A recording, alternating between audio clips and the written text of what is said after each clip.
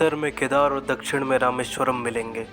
जहाँ भी नज़र उठा के देखेंगे मंदिर गढ़ते हुए माँ अहिल्याबाई के हाथ मिलेंगे। माता अहिल्याबाई होलकर। जन्म 31 मई 1725 में महाराष्ट्र के चौंडी में इनका जन्म हुआ। इनके पिताश्री यानी मानुकी जी शिंदे गांव के पाटिल थे, यानी गांव के प्रधान, और माताश्री का नाम सुशीला शिंदे था। उन दिनों लड़कियों की पढ़ाई लिखाई वर्जित थी, फिर भी पिताश्री ने घर में ही उन्हें शिक्षा देने का फैसला लिया। और राजमाता ने बचपन में ही लगभग पुराण पढ़ लिए थे और वो शिव जी की बहुत बड़ी भक्त थी और वो मंदिर बहुत जाती थी और बहुत अच्छी अच्छी स्तुति गाती थी, जिसे सुनने पूरा गांव आता था। जब वो शाम को मधुर स्वर में स्तुति गाती थी तो पूरा गांव सुनने उन्हें आता था। रानी। एक बार शाम के वक्त माता शिव जी की स्तुति कर रही थी, तभी मल्लावराव होलकर जी ने उन्हें स्तुति गाते हुए सुना, जो कि मालवा के सूबेदार थे और मराठाओं के विश्वास पात्र थे।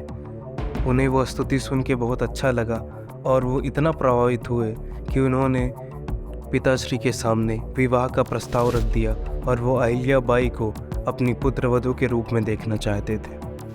और मानुकी जी शिंदे इस रिश्ते से राजी हो गए, क्योंकि उन्हें राव होलकर जी का चरित्र बहुत प्रभावित किया। माता के भविष्य को देखते हुए वो इस प्रस्ताव को मान जाते हैं। खांडेव राव, जो कि मल्हार राव जी के पुत्र थे और माता के पति थे, राजनीति में ज़्यादा कुछ दिलचस्पी नहीं थी। इसी वजह से होलकर जी अहिल्याबाई को सभी राजनीतिक कार्यों में धीरे धीरे सम्मिलित करने लगे, जिसे देख के खांडे राव जी को भी धीरे धीरे अहिल्या माता के प्रभाव में आके उन्हें भी दिलचस्पी होने लगी। और देखते ही देखते माता ने सभी का दिल जीत लिया। सभी लोग अहिल्याबाई को उनका अधिक उत्तराधिकारी मानने लगे थे। और इन्हीं सभी के बीच माता को एक पुत्र की प्राप्ति होती है, मारेला होलकर, और एक बेटी की प्राप्ति होती है, मुग्धाबाई होलकर। त्रासदी।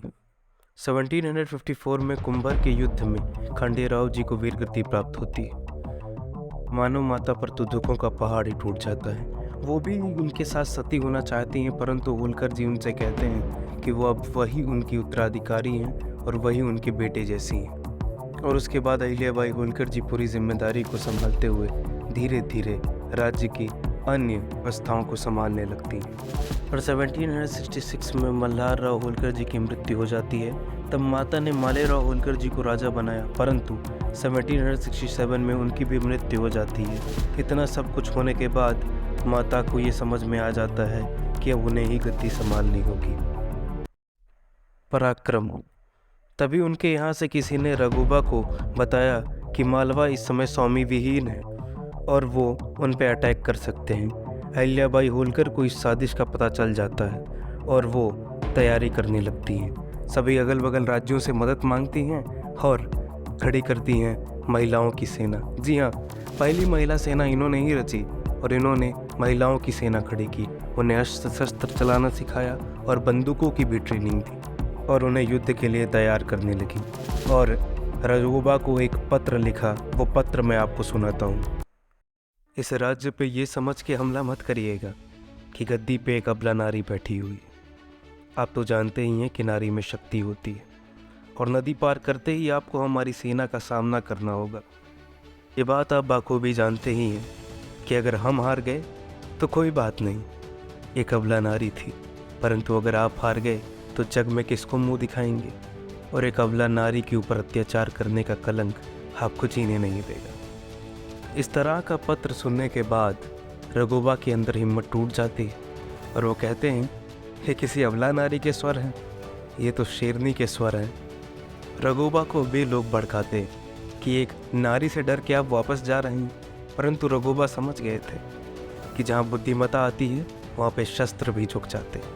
और उसके बाद रघुबा एक बहाना बनाते हैं कि वो उन पुत्र की मृत्यु पर सहानुभूति प्रकट करना चाहते हैं और इसीलिए वो मालवा मिलना आना चाहते थे।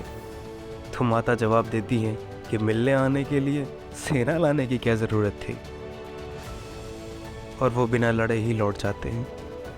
इस तरीके से माता ने अपनी बुद्धिमत्ता का परिचय देते हुए रघुबा को मालवा से दूर भगा दिया। उसके बाद उन्होंने डाकू और पिंडारियों जैसे आदिवासियों को भी शांत किया और उन्हें खजाना लूटने की जगह खजाना सुरक्षा की ड्यूटी दे दी, और जिससे राज्य में खुशहाली फैल गई। कुएं बनवाना, रोड बनवाना, धर्मशालाएं बनवाने में मानो तो रिकॉर्ड ही कायम हो गया। राज्य सबसे उच्च समृद्धियों में था। उस समय अपनी राजधानी इंदौर को छोड़कर महेश्वर को बनाई, और वहाँ पर लोग उन्हें प्यार से माँ बुलाते थे। लोग छोटी से लेके बड़ी से बड़ी समस्या उनके पास लेके आते थे, और माता उन्हें बच्चों की तरह ख्याल रखती थी। और फिर महेश्वर बन जाता है व्यापार का सबसे बड़ा गढ़। जी हाँ, इस समय वहाँ पर ना सिर्फ टेक्सटाइल और अलग अलग जेम्स की भी इंडस्ट्री डेवलप होती है, और धीरे धीरे देखते देखते महेश्वर बन जाता है एक आर्ट और व्यापार का सबसे बड़ा हब।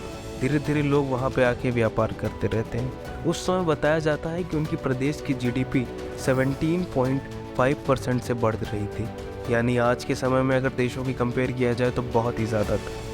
सड़क के किनारे छांवदार वृक्ष लगवाना, कुएं बनवाना इसमें प्रमुख थे, और जिससे ट्रेड के लिए बहुत आसानी होती थी, और लोग मालवा को ट्रेड का हब कहने लगे थे। इसीलिए इन्हें फाइनेंस क्वीन भी कहा गया, क्योंकि इनके राज्य में व्यापार अपने चरम पे था। और फिर देश भर में मुगलों द्वारा विनाश किए गए हिंदू मंदिरों का दोबारा से पुनरुद्धार करवाया गया। इसमें ना सिर्फ कुछ शहर ही शामिल थे, बल्कि 100 मंदिर, 100 से भी ऊपर मंदिर शामिल थे, जिसमें बनारस, केदारनाथ, बद्रीनाथ, द्वारिका, ओमकारेश्वर, गया, पुरी और रामेश्वरम जैसे महान नगर थे।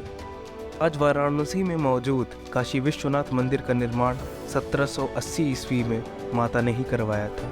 फिर उसके ऊपर महाराजा रणजीत सिंह ने सोने का पानी चढ़वाया था, और रास्तों में धर्मशाला, कुंडों और न जाने कितने कुएं बनवाए, ताकि हिंदू यात्रियों को कोई दिक्कत ना हो।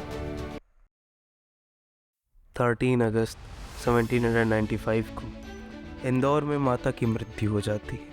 परंतु ये मृत्यु थोड़ी थी, ये उन 100 मंदिरों की कहानी थी जो माता ने अपने हाथ से गढ़ी थी। ये उन महान व्यापार गठनों की कहानी थी जिन्हें माता ने अपने राज्य में गढ़ी थी। माता आज भी हमारे लिए अमर है और हमेशा रहेंगी। अपनी आस्था को उन्होंने पूरे विश्व में फैलाया। आज हर जगह शिवालयों में उनका नाम हो। भले ही हम बनारस जाते हैं, घाटों की सुंदरता देख के बहुत खुश होते हैं, परंतु शायद हमें पता नहीं वो घाट भी उन्हीं के बनवाए हुए हैं। और महारानी अहिल्याबाई होलकर बनी उन शासिकाओं में से एक जिन्होंने अपना नाम भारत के इतिहास में दर्ज करा। जय हिंद, जय भारत, जय अहिल्याबाई होलकर।